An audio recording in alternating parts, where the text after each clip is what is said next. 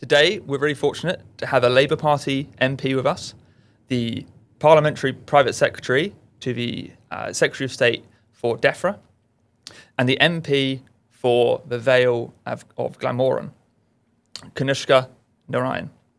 Great to have you on the podcast with us. Thank you so much for joining. Excited to be here. So we wanted to kick off because you've got an unusual background. You've come from the civil service before. You're in Cabinet Office, if that's correct.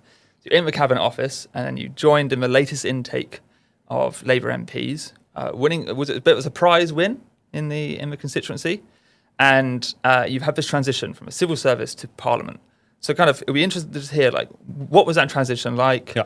What have you learned from having worked in the civil service and now using those kind of skills in Parliament? Sounds great. Well, firstly, thanks for having me here. As you say, my career had two main halves so far. I spent the initial part of it in the civil service working on sort of primarily domestic public service reform and public policy, and then spent 3 years in the city and then running the European part of a US venture capital firm, primarily because I thought when I was in government that public policy is a huge lever of impact on the country and the world, but that understanding finance and technology were really critical inputs to it as well. And so my hope is to try and bring all 3 of those lessons together in the course of my parliamentary tenure.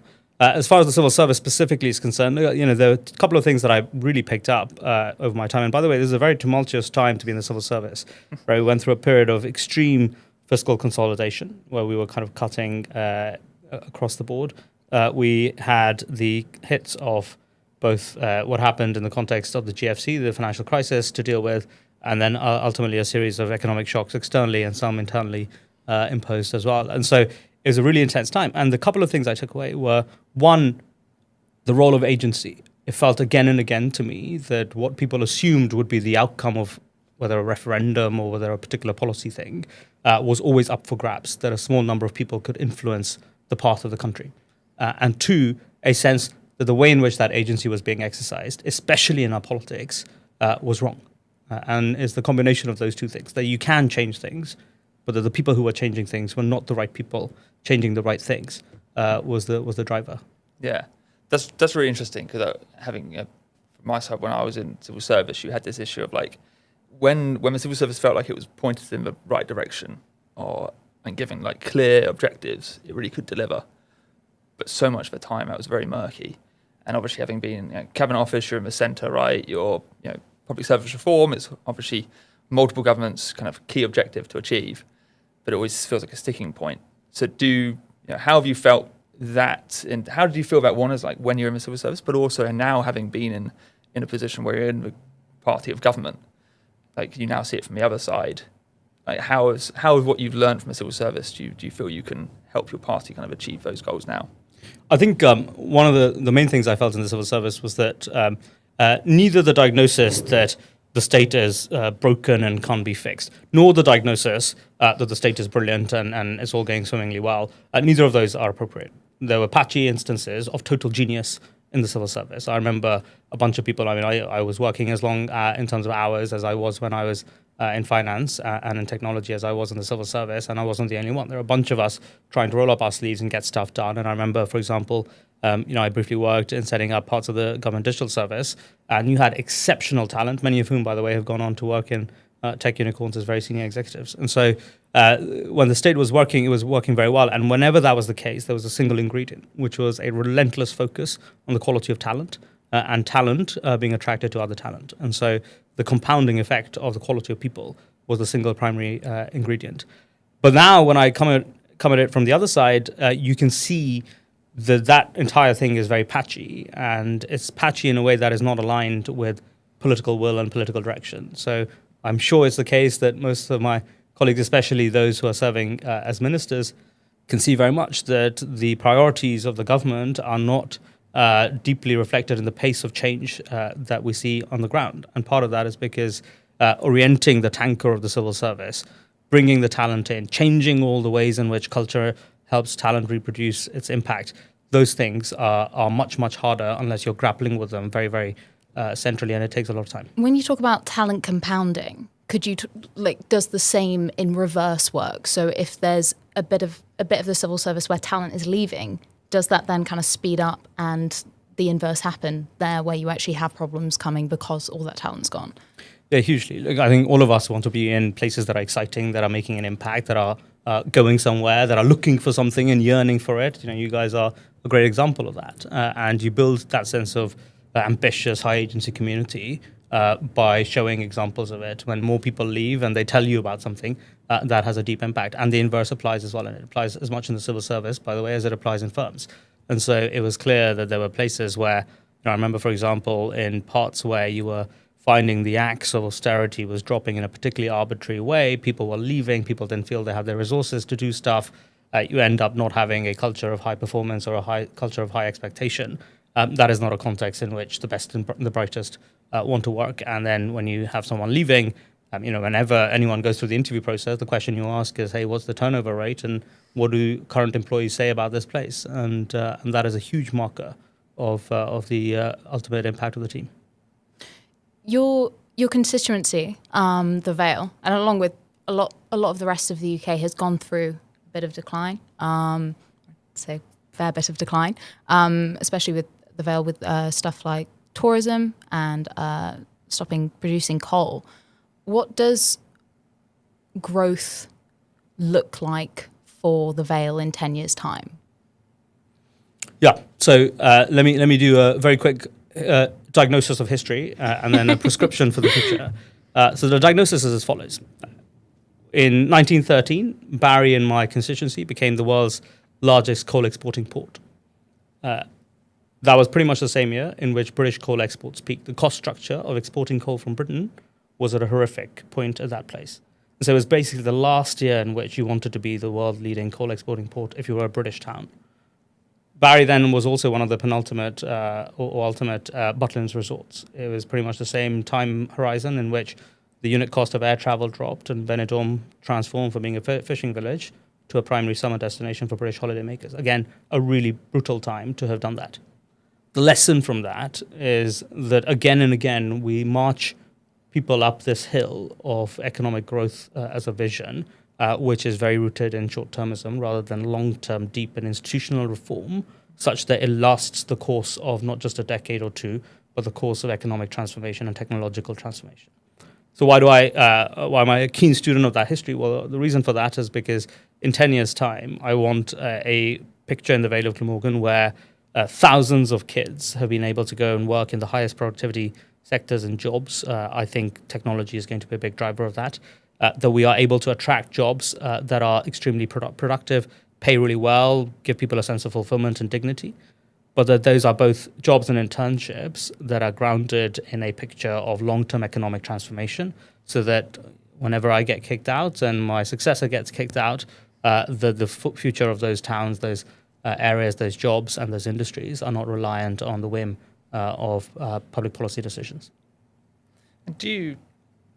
How do you feel? Like, I always feel for areas that have gone through such a massive transformation in terms of having a clear industry, having a clear identity, and then having that kind of very quickly, relatively speaking, kind of taken away.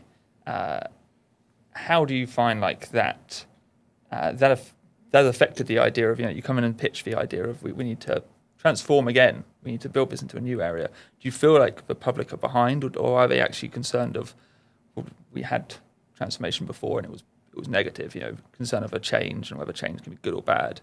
Do you feel like there's actually a real push in the Vale for no, we need to embrace this? And how is it? What is your job as the MP to kind of convince them and make that pitch? Look, I two things I'll say. The starting macro point is this: in the Vale of Glamorgan and across the country, I feel people have a very instinctive yearning for a sense of dynamism in their community and in the country.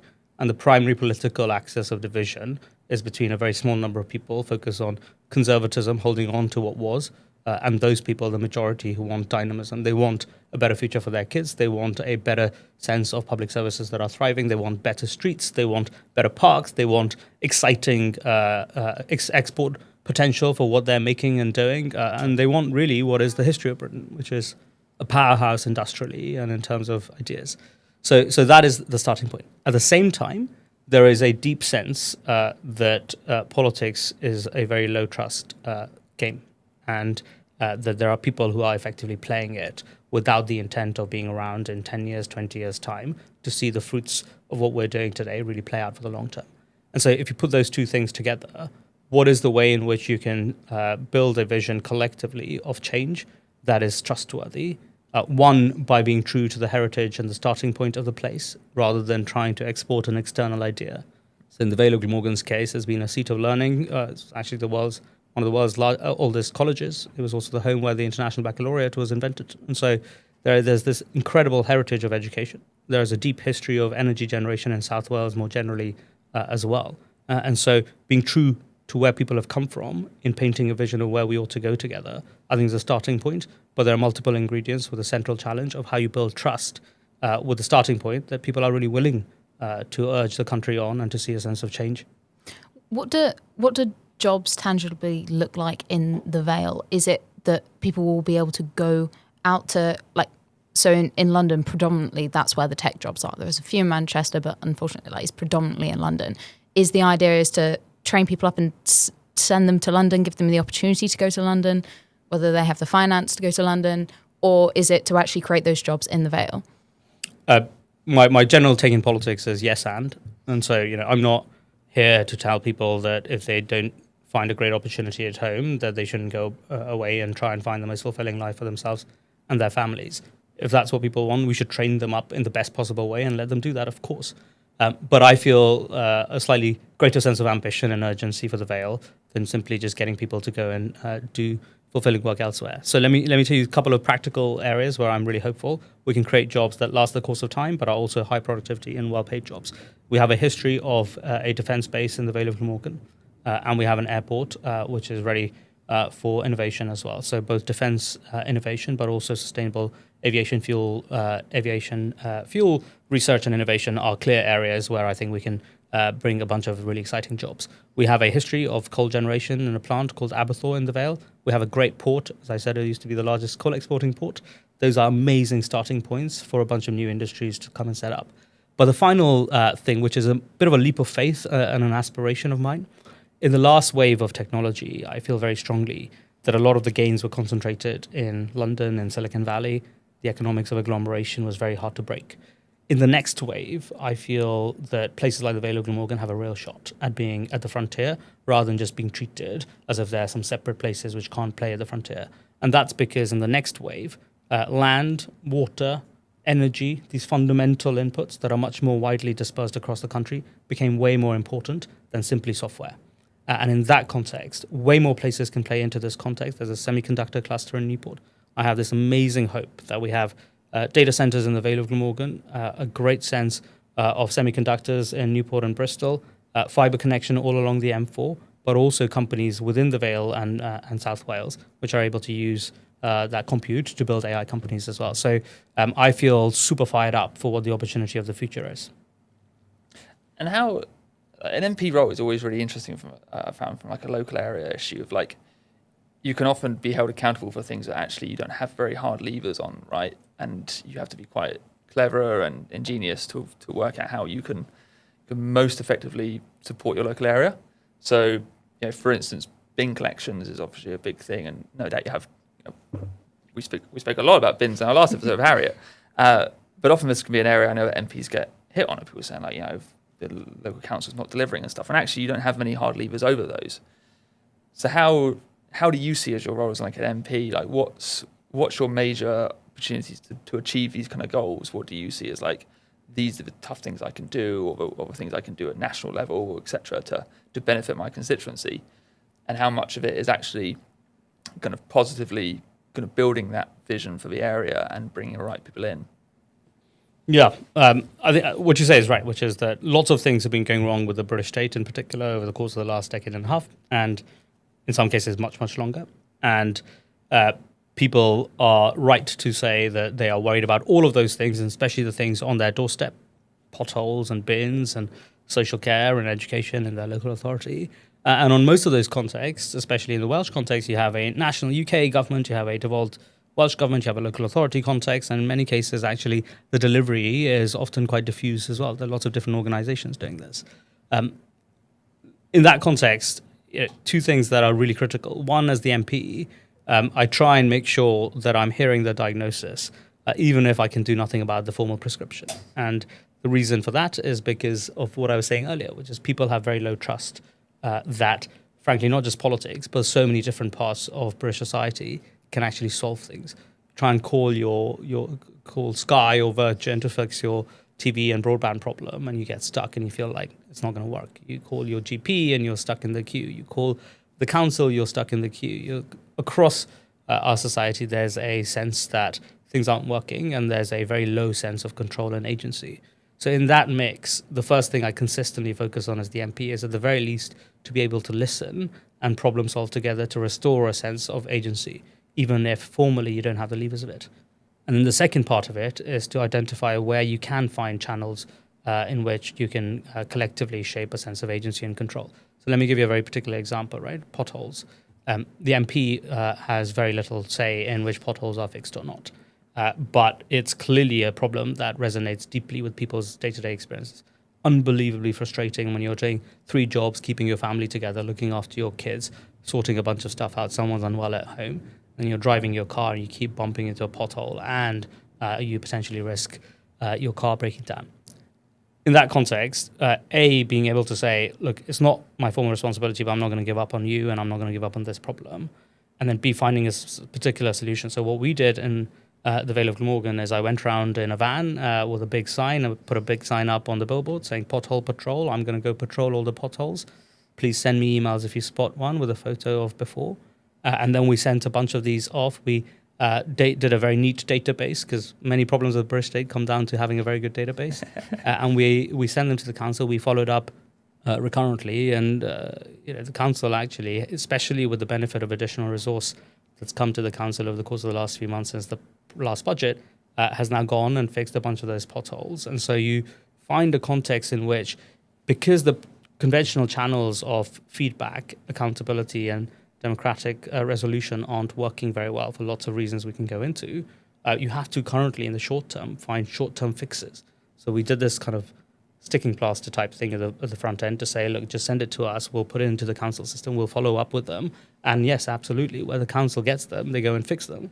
I think that starts to restore that sense of trust. But the long-term trajectory then is to work with the council to resource them appropriately, to find a way in which they can be much more responsive to local residents' needs. Yeah, but, I mean, that's interesting, right? Because there's parallels. Obviously, you had the recent LFG, graffiti on the tube, Bakerloo line, big cleaning effort, bit of a media storm around it, etc. And you had the vast majority of the comments were obviously really supportive. People were going to get involved. And other people raised the case of, well, you're doing something that the council should be doing. You're doing their work for them. And similar to your initiative here, right? You're going around, the council should be operating. Do you see that actually more of this kind of direct action from groups is needed to cover the gap in state capacity? Like, what's the longer term addressing factor here? Because obviously you don't want to spend every weekend to go around, identifying potholes. You'd hope that would be a job that the council will start stepping up into. Trust is a twofold problem. Trust is a twofold problem in the sense that there's a problem of narrative, a sense that you understand what people are going through and can tell them that back as well. And it's a problem of delivery, which is that not only can you understand and tell them back what you think the problem is, but also that you can go and fix it. The thing that we've tried to do with Pothole Patrol is primarily, I think you have to confess, is primarily a narrative thing, which is that I understand this is a really big problem. I'm listening to what you're telling me, and I'm going to try and do something about it in the short term. But the delivery part of that can only be short term because, as you say, it is not my job and it is not in my formal power to be able to go and fix potholes on a regular basis. And so I think it's a really important thing to do because there's such an acute challenge of trust at the moment that starting with the sense that you understand where the problem is, and especially when it's so visibly in the public realm, that it drives a sense of decay and degradation in people's spirit, that you're able to do something about that in the short term, is primarily a restoration of narrative trust. But then you need a restoration of delivery as well. And in that context, I think the solution to me is genuinely about long-term state capacity. It's about figuring out how we can resource our councils in an appropriate enough way. It is not a coincidence that a bunch of these instances of decay of the public realm have coincided with the periods of the greatest cuts. But it's not just a money thing. I know that from having been a civil servant, that money is not the answer and there is no bottomless pit. And so it's also a question of working together on fundamental reform. How can we use latest technology, the brightest talent, and a sense of modern institutional design to make sure that our councils and all our organizations in the public and wider context are working very effectively. And sorry, Becca, I don't want to. No.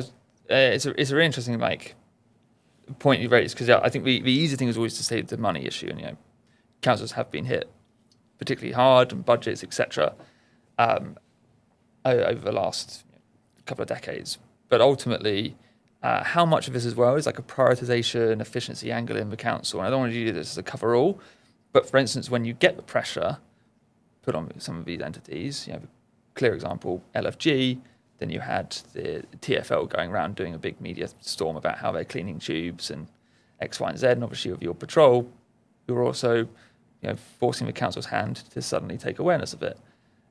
That in itself feels like there's resources there. They're now reacting to the reality of public pressure. And you can see this in similar areas, such as the police, when things come up and become a bit of a media storm, suddenly the wheels start getting greased again. So how...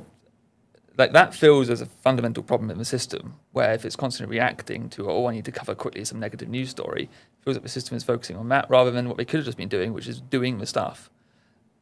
How do you break that? Or is it just like a necessary thing? We just have to expose these things. And ultimately now you'd hope that now moves forward. The fact that now they go, we can actually just fix potholes. We need to just keep this in place going forward. Yeah. This is such an important question, because really, I think to the extent the modern progressive part of politics has a diagnosis of what's gone wrong, it's two things that have gone wrong. There's an investment part of that, which is at the period of where we should have done the greatest level of investment in our state and, frankly, in our private sector. We have fallen short. That's definitely part of the diagnosis, and that needs to be fixed. That's what we're trying to do. But there is a second, equally important diagnosis, which is that across various parts of the state and across various parts of the British private sector, we have a sense of corporatism and institutional decay. And that needs to be sorted at the same time, whether you want to call it supply-side reform, whether you want to call it fundamental build-up of capacity, whether you want to call it a focus on effectively a sort of competitive dynamism, whatever the outlook on that is, there is no denying that across lots of parts of how the state is working and lots of parts of how business is working, we need a fundamental shift in Britain, and that's a really important part of the agenda as well. Yeah, and how have you found that difference in Parliament, right? Because Parliament is one of these very old, very traditional institution we have. You can imagine it has a lot of archaic ways of working. Someone from finance, someone from tech as yourself, no doubt there's some frustrations over, I had it in government where it took me 3 months to get a subscription to something which when I was outside government took me 10 minutes to sign up for. How have you found that, and how do you breach that? How do you try and break those down? Because that feels very entrenched into the institutions themselves. Yeah. The first thing I'll say is, by the way, that whenever you find this institutional problem, you often have to separate that from the people, because the quality of the people is exceptionally good, right? We have brilliant leaders in the Parliamentary Digital Service and across the board. The quality of the staff is exceptionally good. But you have this institutional challenge, which is that it's a very long-standing institution. It's always done things in a particular way. And it is also an institution that is uniquely exposed to risk. There are lots of people trying on a daily basis to cut through all the cyber issues and wider sense of security in Parliament. So I get all of that. The way in which we've tried to do it is actually not dissimilar to what I was describing earlier in our wider politics. We can see that there's an obvious problem that so many parliamentary teams suffer in the quality of the basic IT we have and the applications we use. And so in the first instance, we're just trying to do a bit of shock and awe at shining a light on that problem and being able to build new things. So for example, I used to use Asana in my previous job. We use Asana as a workflow management and project management tool in the team. We do a lot of non-sensitive data stuff outside of the usual Excel and Office stuff. It's like the whole world has moved on, and it's quite hard for enterprises in the private sector and enterprise in the public sector to move on. Well, we're just, one of the things you find is that if the corporation doesn't move, the people do. And so as people, we've just moved. And so having done a little bit of that, having created some tools as a team, we created this word cloud tool just to say, look, like forget the usual way in which citizens have to go on Hansard and look up every single word. Like let's bring Parliament to people and build something that is very intuitive for how people would otherwise expect to engage with. It's almost a little others. gamified, isn't it? Yeah, exactly, exactly. So you just build this thing and it's just engaging, and suddenly people say, okay, well, I can kind of see what this person, I can see Kanishka's talking about Vale Glamorgan all the time, and I can see that Nigel Farage is talking about money a lot of the time, and that just gets the political conversation going. And so the first point is the narrative thing, which is like, let's understand and reflect the problem and what we're talking about, and let's try and show a sense of agency by just building stuff. And what we've done as a result now is we're having a series of conversations as a team with the parliamentary teams to say, what does the institutionalized, scaled up version of this now look like, so that we totally understand your risk and security concerns on lots of different fronts, but there is a way through this with a sense of agency. So let's build with that sense of agency, because if we don't do that, people are going to go and do it themselves. And that's the worst way in which you want to scale this up. Yeah, and that agency point is like really gets to me, because having left government, no doubt you would have felt this probably coming from outside government into civil service and then out again.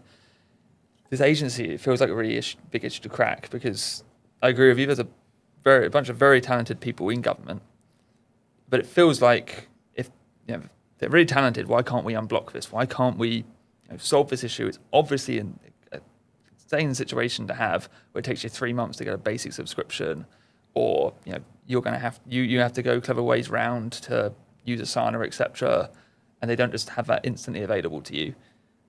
So this kind of agency point, do you see it as the government's role? Like, do you see it as the government needs to say to the civil service, from a parliamentary side as well, you guys, shackles are off, we're going to accept potentially more risk. The fact that, okay, you may subscribe up for new services, which, the IT teams, procurement teams may be a little bit, less fully kind of on board with, not because they're dangerous, but just because they haven't had to go, haven't had 2 years to double check that it hasn't got any bugs in it. Do you see that as the role of the government, or where basically what's a part of the institution that needs to be kind of unshackled? Yeah, so I think the lens of risk is a really important one. Because one of the things that's happened in our society at large is that as a society, we're just taking much less risk across the board. So at an individual household level, we've just piled on so much risk in terms of mortgages and pensions and real wages being eroded, all of that sort of stuff, that people's willingness to take risk is materially lower. You can see this, for example, in the rates of firm birth, pace with which new companies start in the UK. It's also true at firm level. British firms generally have been very underinvested in kind of speculative capital bets for the future. You can see this in insurance and pension funds. They've been very, very low risk in what they're investing in. And you can see it actually also in the government context. Over the course of the recent period, we've had a very low level of risk exposure in terms of government investment as well. And so across the board, this is happening. And by the way, this is not just, this is in some cases a uniquely British thing. If you look at the United States, especially post-pandemic, people are taking tons of risk, way above and beyond what the normal models would suggest. So people are building new companies way more. They're quitting their jobs at a time of tight labor markets and very challenging, huge recessionary shock around COVID as well. The rates of people quitting their jobs and starting new companies shot up. So there's this weird thing where the US is kind of in this very like YOLO economy moment of saying risk is we're totally up for the risk and volatility. And Britain's now in this context across the state and the private sector of the opposite, which is let's hunker down and choose security consistently over more risk. And I think the government has a really important role to play in that. But frankly, that is primarily my short-term fix to this risk challenge is a small number of high agency people being able to come together and demonstrate something is a great model of change, because if you can show a sense of possibility and you come through the other side of taking that risk, having succeeded or even having failed, but done so in a way that people deeply value in terms of reputation, that has an exceptional impact on everyone else's ability and willingness to take that risk on. And so I feel the power of demonstration is a really important thing. And government can do that. If you can go and build, I'm really proud of the fact that as a government, ARIA continues to be doing really interesting, take really interesting bets on future technologies that can be transformative for the quality of life that people across the UK have. And similarly, as a government, we're now suddenly saying, look, we need to take a really well-judged set of judgments on things like planning. So we're going to build a reservoir for the first time in 30 years. Yes, of course, there are risks embedded in this, but we're going to make the call in the national interest to be able to do it.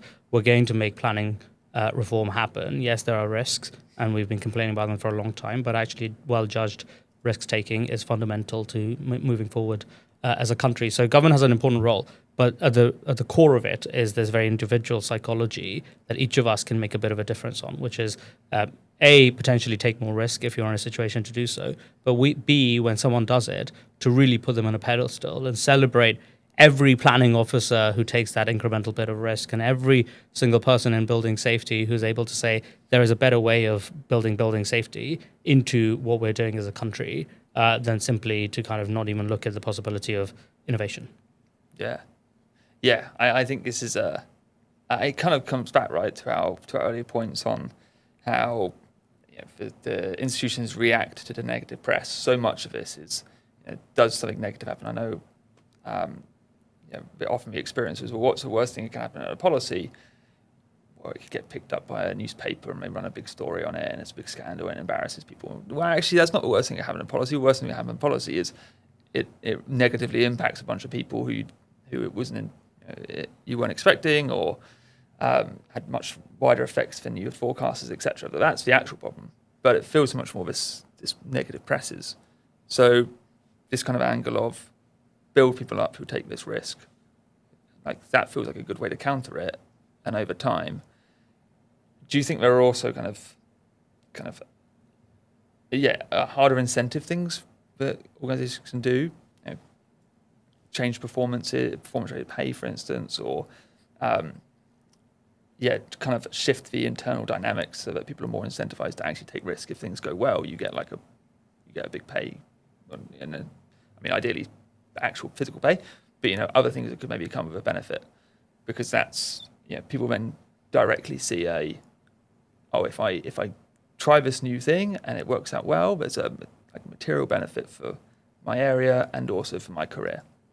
Yeah, I think there's generally a sense, I feel, which is that when someone takes risk and it's a well-judged risk that they take, whether they succeed or not, talking them up and supporting them through incentives, whether that's fiscal or non-fiscal, is a really, really important thing that we should be doing as a culture and as a country. In the public sector specifically, I actually think one of the most remarkable things and a reason why I feel very proud to be on the part of the political spectrum that I am is that there are so many people motivated by public impact who give up financial upside, who give up a lot of other things to go and work for the public good. And actually, in most of those cases, of course, it's really important that we pay people really well, and that's a really fundamental part of what it means to have dignified labor.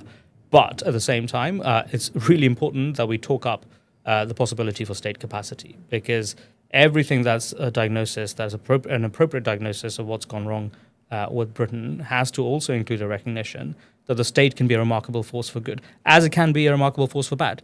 And by the way, businesses can be a remarkable force for good, as they can be a remarkable force for bad. I feel one really important thing is to talk up when things are going well in the public sector, to talk up state capacity as a remarkable force for good.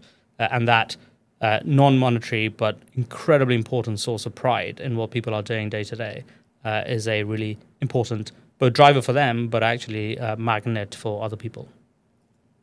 Yeah.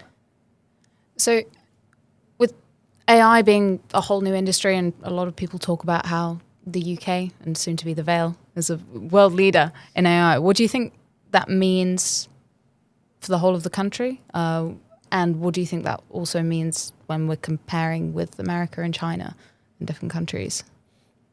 So this is a really interesting question. Just to repeat what I was partly saying earlier in terms of how this AI wave is going to be different from the last. In the last wave, there was a huge sense of concentration of the upside in a very small number of places and for a small number of people. The main observation I have is that not only because of the nature of AI, i.e. it's much more dependent also on energy and on compute and on land and on water, but B, because software as well has always actually been subject to agency. If we want, we can build these amazing things all across the country. I feel really hopeful about what we can do. And so in domestic terms, which is the first part of your question, it means every MP to the extent they want. And actually, I have a huge number of colleagues who have bid alongside me and a bunch of other Welsh MPs. We've bid for an AI growth zone. There are 200 plus people who have gone and bid for an AI growth zone. Because Can you explain what an AI growth zone so is? the government has this policy to say that we are going to create these pockets where we will find an excellent match of whatever the university context is, the businesses in that area, all the government entities, all coming together and developing the most compelling vision for AI for their place. They can then bid into central government for support, whether that support is partly fiscal, it's regulatory, it's convening, it's people, whatever the support package ends up being. And as I just said, over 200 people have come up and said, we want to be an amazing place for AI growth across the country. And so I feel this deep sense of possibility about what that can be. Now, of course, it can't be a sense of abstracted possibility from the place you're in. As I was saying at the very outset, I don't want to create something with others in my constituency that doesn't last the test of time and the market. I want to create something that's durable. And so you have to be true to where you've come from in terms of the skills base, the land context, the energy grid capacity, all those things are important. But there's this huge sense of possibility that much more of the country can benefit from the next wave of technology relative to the last. And it's also critical to productivity. If you can't have deep adoption across the whole country, you might see some frontier firms, but you're not really going to move the needle for fundamental living standards. And then you asked this question about the international comparative context. Again, I feel way more optimistic than many people sometimes do on Britain's place in AI. People sometimes say, oh, well, we missed the kind of frontier LLM race because we didn't have a big lab here. I have spoken to most of the Gemini team in London. They are all in London. Well, I think they're pretty much all in London. And by the way, many of them, I don't think they mind me saying this, many of them have no intention of leaving London. And so, we've got this exceptional team that has built one of the frontier LLM models. But B, intelligence is way more than just language. And when you think about video with Synthesia, or you think about 11 labs, when you think of autonomous driving, across the board, in many other contexts of what intelligence means in a rounded way, Britain's right at the frontier. And we are punching way above our weight in terms of scale, and not just in terms of a per capita basis or whatever, but literally in absolute terms relative to many other countries, and even the very top one or two countries. And so I feel very optimistic about where we are. But the opportunity, I think, of the next turn for Britain in a comparative context is to try and double down at the frontier in some of those areas where we have amazing strength, but B, to really be an amazing country for spreading this across our economy, to try and make sure that all the firms in this country and every public sector entity and every parliamentarian is picking this up and running with it in a way that means that the upside is felt ultimately for the entire economy, and we're building a durable sense of trust that AI can be a really remarkable force for good for our country. And is it just for the kind of technologists in the Vale, or is it more than that? Are there more jobs that come with that? Yeah, so I think if you think about the whole value chain, ultimately we want to be building hardware that is optimized for AI, whether that's parts of semiconductors or semiconductors. So this is an industrial capacity. There's a huge industrial thing there. You want to build energy sources for it. We need a whole new generation of people working in parts of the nuclear industry. We want people working in parts of the offshore, onshore wind industry, possibly even tidal. And so if you look at the entire value chain for AI, all the way through from like really hardcore things in terms of industry as well as energy generation, all the way through to then model development, data cleaning, data support, and then data warehousing and input into AI models, and then fundamentally application, right? Like the most exciting thing about this is you can already see a bunch of startups and small businesses in places like the Vale using large language models to be able to innovate on whatever we're doing. You can see teachers doing this as well. So in an ideal world, my hope is that we shape this in a way that supports the work and labor of people across the country rather than substitutes it or undermines it.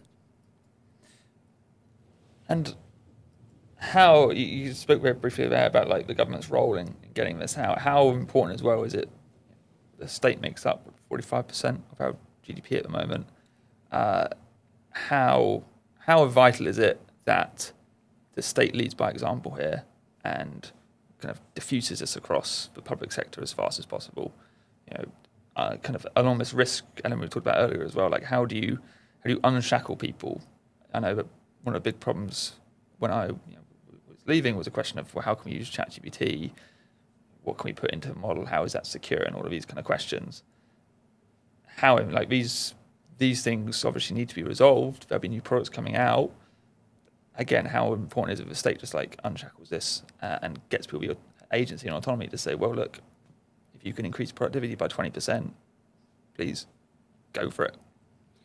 Yeah, so I think one distinction I always think about in this context is between large organizations that are badly designed and small organizations that are too young to be designed, and so people can kind of get away with stuff and do lots of things. Right, there are large organizations of the private sector which are really struggling to adopt AI fast.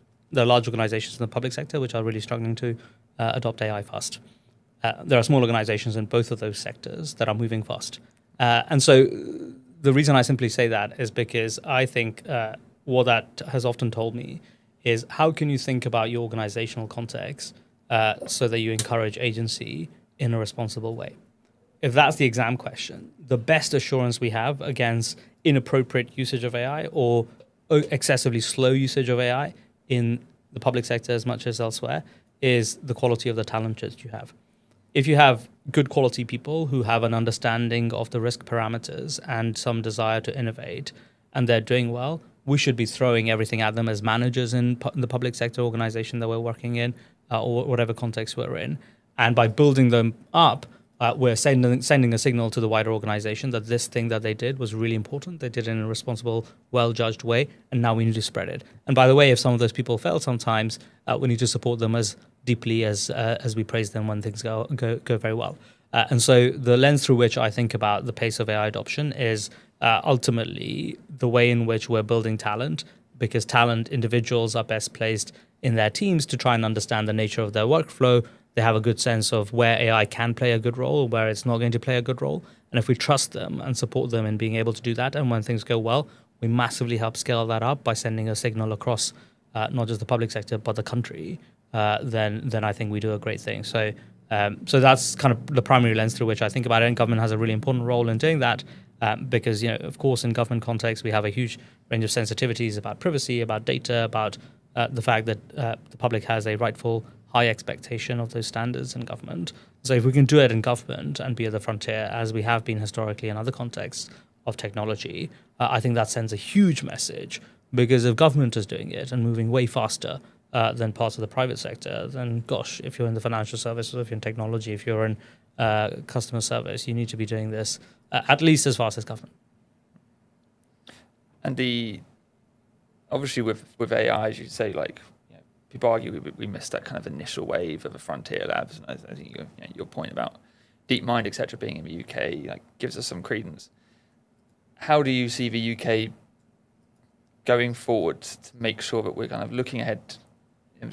Like, what if you think over the next 5 years or so of AI development, where do you think the UK needs to make sure it's investing and it's focusing on? When you've got the US, obviously head on the frontier side, you have China. The EU's done the EU AI Act. Like, how does the UK best position itself in order to continue to be a leader in the area? Yeah. So I think there's a general sense I have on this, and then a very specific idea. The general sense is that I'm going to be the worst person at predicting where the UK should be going on the next wave of AI, because A, I'm a politician, and we're famously bad at figuring out what the next right wave is. But B, having been a venture person, the way to think about this question from my point of view is to build a series of bets in your portfolio. And so the question in my mind is, how do we structure our country to be making good quality bets across the things that really matter? So on AI, the things that really matter are, say, capital, ideas, compute, and community or talent. So the way I'd be answering this question is to say, how can we build a capital supply context which is able to go after the best promising ideas and get there quickly and at scale and with an appropriate sense of risk appetite? We're trying to do some reforms. I think we need to do a lot more, by the way, on thinking about not just how much money we're jamming in, but how we're creating a whole new generation of managers of that money who are able to allocate in a way that is risk adjusted for the context that we need, which is way more bets of higher scale and magnitude on the things that are promising. Similarly, on ideas, we have a great university system. It needs to do a lot more to be able to commercialize and spin things out at scale and encourage people to have the upside of doing so. And the intellectual property rights when they develop it. But at the same time, we know that in the contemporary AI context, a lot of the best ideas are not just coming from universities, they're coming from large-scale companies as well. And so thinking about how we are supporting them and researchers in those contexts to be able to spin out much quicker as well and go and create new things, or indeed within those labs create new research. I think that's an important part of it. Compute and data centers, we're doing a bunch of stuff on, but it's a really important context to give people the confidence that you can do it. And then community is, as I say, across the board. The quality of our talent is going to be the single biggest input into the quality of AI in the UK in 10 years' time. And they are going to be way better placed than I will to figure out how the UK can place the best bets. And so to me, the fundamental thing is how we build a scalable system of talent generation in this country so that the future generation coming after me is the generation that is going to make the right bets. That's the central question. This is a bit of a wider question, but I think it includes what you were just talking about there. What do you think of industrial strategies? And do we need one for AI? Do we need one wider for the whole of the UK? I mean, we have basically double the energy prices of France at this point. That's not very good for our capacity to be able to build things, whether that's software or hardware or whatever you want to make. What are your thoughts on that? Yeah, and this reminded me, I was going to talk about this specific idea on AI as well, which is where industrial strategy is really important, which is that there are going to be lots of areas where the market is not going to do a great job alone in making sure that we have resilience in terms of our economy, but also resilience in terms of our national security, and AI is going to play into that. So I think at the very least, we can largely agree that industrial strategy is a really important component of building resilience at a national level, economic as well as security. But I think it's broader than that. If you think about the fact that if you take the British venture capital sector, the British state has been the largest limited partner, i.e. the largest funder of British venture capital for 30 years plus. So to anyone who says, oh, we shouldn't have an industrial strategy, government is picking winners, well, you want to take the bottom out of the British venture capital ecosystem and stop British startups being built in this country? Well, I don't think that's a very good idea. So the burden of proof is on you if you're trying to make that absurd claim that the industrial strategy idea is a bad idea, because this country has been pursuing an industrial strategy deeply in technology across partisan lines for 30 years plus. So to me, it's very, very clear that there are lots of areas in which the British state is fundamentally involved already. And I think directed well, which is a really important caveat, directed well, industrial strategy can be a really important input into what the future of AI looks like for this country. What does that mean in practice? I think it means in many cases the state not directly picking winners, but doing things horizontally to make sure that the key inputs are in a good place. Capital is part of that, which is why we're supporting both pension reforms and directly through the British Business Bank supporting the venture ecosystem. Talent is a really important part of that. But what you said is really critical, which is energy. And so one of the things we're doing in the short term is considering energy price support and wider energy regulatory reform to make sure that people are able to build a sense of abundance rather than fight in the politics of scarcity when it comes to energy.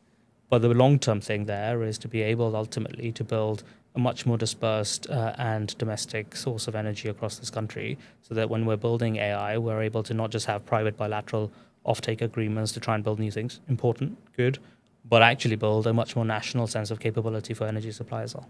And what sorts of energy supplies? So I think we already have commitments to triple offshore wind and double onshore wind and materially enhance our solar capacity. Nuclear is clearly going to be part of that mix as well, and so that's really important. In my constituency, we have the second highest tidal range in the world, and so congratulations. Thank you. And so we're a much earlier stage of kind of commercial viability on tidal, but my hope is very much that we try and bend the cost curve and get to where we have on those other alternative forms of energy on tidal as well. So to round off, final question, two parts of it. One, what thing makes you, I'd say pessimistic about the future, but maybe just like concerned? What's kind of a failure route you see and you're concerned we may fall into? And then what's your optimistic kind of hope for the future of like, okay, this is a thing I think we can really grapple and will really succeed in? And can I put a caveat? It can't be AI, because I feel like we talked about that a lot. We've talked about AI a lot. Okay. To make it more difficult. Okay, no AI. Gosh, I have no ideas. Oh, yeah. Related things that I'm concerned about and have hope from. The thing, it goes back to what I think is the central political challenge for us as a country, which is that you have a bunch of forces for conservatism and you have a bunch of forces for dynamism. I want the dynamism side to win, but I'm worried about the conservatism. And the reason I'm worried about that is because there's this implicit sense of fraud in the conservative side, which is not a big C, because I'm not just making a partisan point, I'm making a broader point. There's this implicit sense of fraud because the diagnosis on the face of it is often an appropriate diagnosis, that stuff's not working, everyone's blocking you, no one's actually working in this country, everyone's turned woke and they've got these ideas, which mean that no one is actually doing anything, they're just talking and symbolizing. On the face of it, because so many things aren't working, I can see that being an incredibly tempting diagnosis. But from that flows a pretty horrific sense of prescription. Often no prescription, but to the extent there is a prescription, the prescription is, oh, I'm going to go and do a kind of Robert Generic superhero video and everything's going to be fine because I've showed you that something's badly wrong and I'm making a symbolic divisive point. There's an alternative thing, which is this conception of British dynamism, which has a genuine empirical diagnosis of what's gone wrong, which is a sense of both underinvestment in our collective potential, state and private, and a sense that there's a sense of institutional decay, which is not adapted to the modern world of technology and the modern world of talent. And if you have that diagnosis and you build a collective sense of motivation around that, you understand that trust is both a narrative omission and a delivery omission, then I think you can build a prescription that is both exciting, that builds on the momentum that you guys and others have driven by understanding that narrative and storytelling is really important, but that ultimately is collectively focused on pooling our energies to make the country better. Excellent. Not AI mentioned there once. See, Becca, pass the Becca test. Yeah. For anyone else that's interested as well, your local chapter, your local Looking for Growth chapter should have probably been launched or is launching, because we have more chapters turning up every day. So please do check the lookingforgrowth.uk website for any local chapters, and please join and help them build. There should be one in the Vale. If there's not, we're plug here. You didn't even tell me. Yeah, well, if there's not one, which I don't believe there is, I mean, we have got a South Wales one, so actually the South Wales one will probably cover it. But if someone wants to start a specific Vale one, then we'll let them know and get them to get in touch with you. But thank you so much for joining us. It's been fantastic to talk to you. Hey, this was super fun. Thanks very much. Well, thanks so much. Take care.